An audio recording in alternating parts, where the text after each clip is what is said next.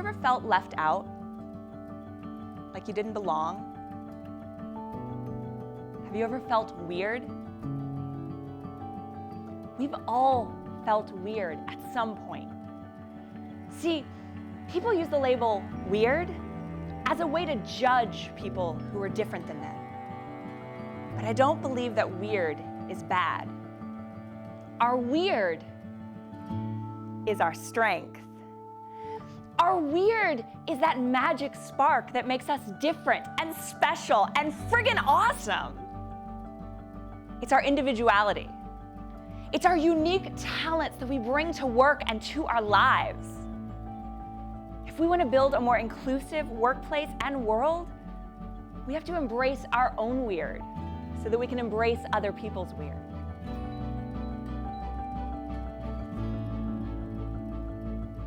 The things we judge ourselves for are often the same things that we judge other people for. I've thought a lot about this and wondered, why do people make these judgments? So, I put on my Sherlock Holmes detective hat, and I think to myself, look back on the origins of human evolution. Tens of thousands of years ago, we lived in much smaller societies, small tribes of people, you see. We would only know the same 100 or 200 people our entire lives.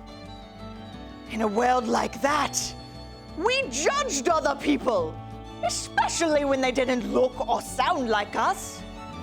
In that type of world, someone who was different often was a threat. But we don't live in that type of world today. Now, with the increasing pace of technology, we come in contact with people from around the world all the time. People who look very different than us. People who are raised very differently than us. And that's not a bad thing anymore. That's an amazing thing.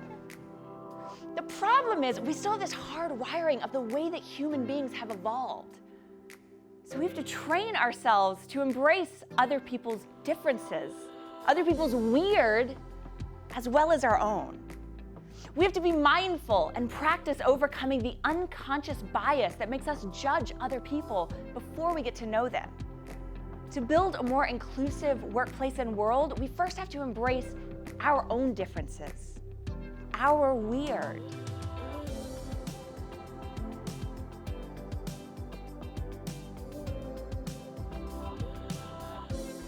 To embrace our weird, we must start from a place of self-compassion. And then we must extend that compassion towards other people. We must seek to understand the pain that others have felt and seek the common humanity in that pain. Our pain can come from so many different sources, but the way that we as humans feel pain, it's so similar. Our weird, it's often the thing that we've been made to feel ashamed about, the thing that we felt judged by others for. But what would happen if, instead, we thought of our weird as our superpower? And as we embrace it, as we